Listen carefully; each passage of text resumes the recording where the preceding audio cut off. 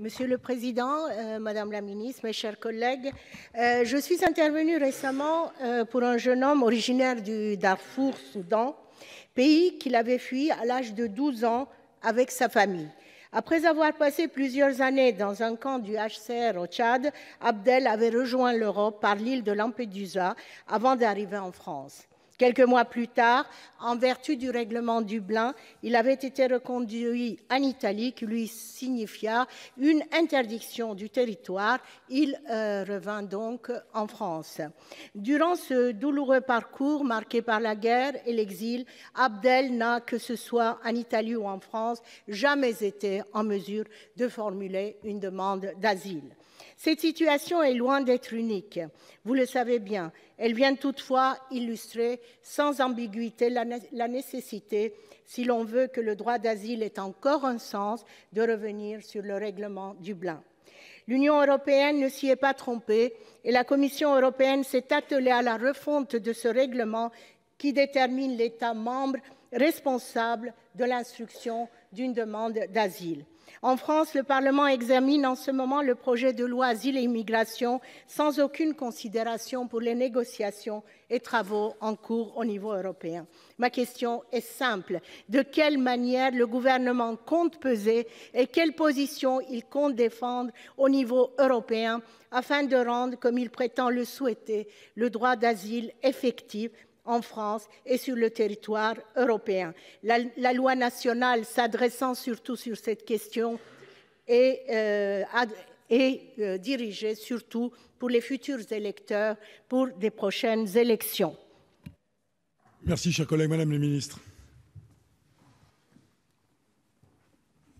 Merci, Monsieur le Président. Madame la sénatrice Benbassa, vous aurez tout loisir de parler du projet de loi Asile et Migration avec le ministre d'État lorsqu'il sera soumis à l'examen de cette Haute Assemblée. Je crois qu'on peut tout dire sur ce projet, sauf qu'il a des visions électoralistes.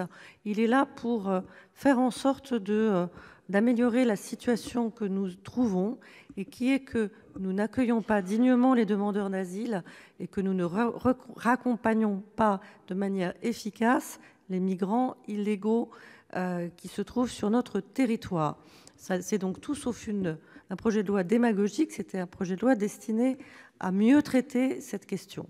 S'agissant de Dublin, le règlement de Dublin a été décidé avant la vague migratoire de 2015 et à l'évidence, cette vague migratoire a mis en difficulté les pays de première entrée qui se sont trouvés confrontés à un très grand nombre d'arrivées de demandeurs d'asile, mais de demandeurs d'asile qui, comme probablement le jeune homme dont vous faites état, n'ont pas souhaité demander l'asile dans le pays dans lequel ils sont entrés.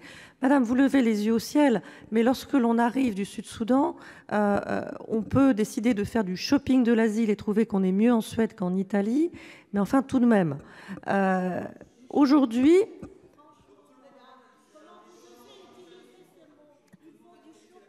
écoutez, moi je suis allée au Sud-Soudan et je vous invite à faire la différence entre ces pays et les pays européens.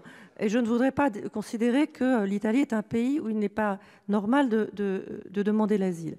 Ce que nous constatons, c'est qu'aujourd'hui, les pays de première entrée ont laissé passer beaucoup de monde.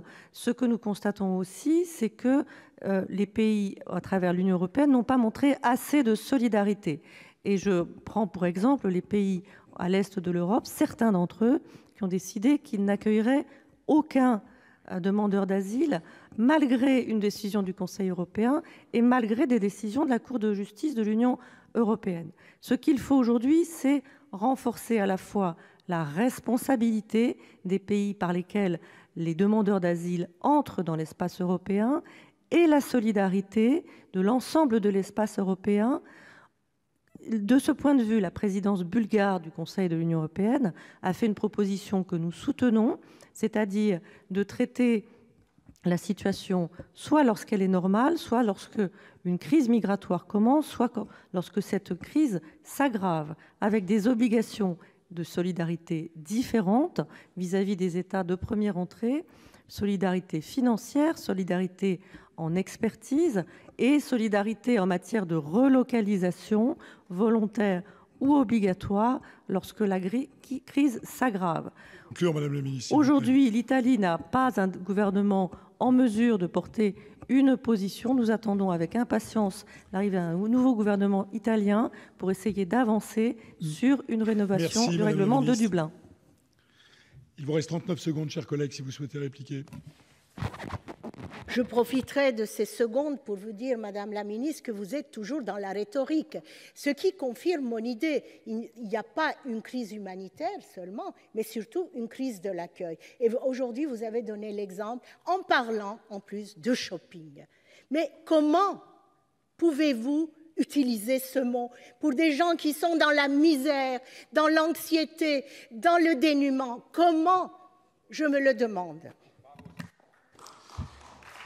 La parole est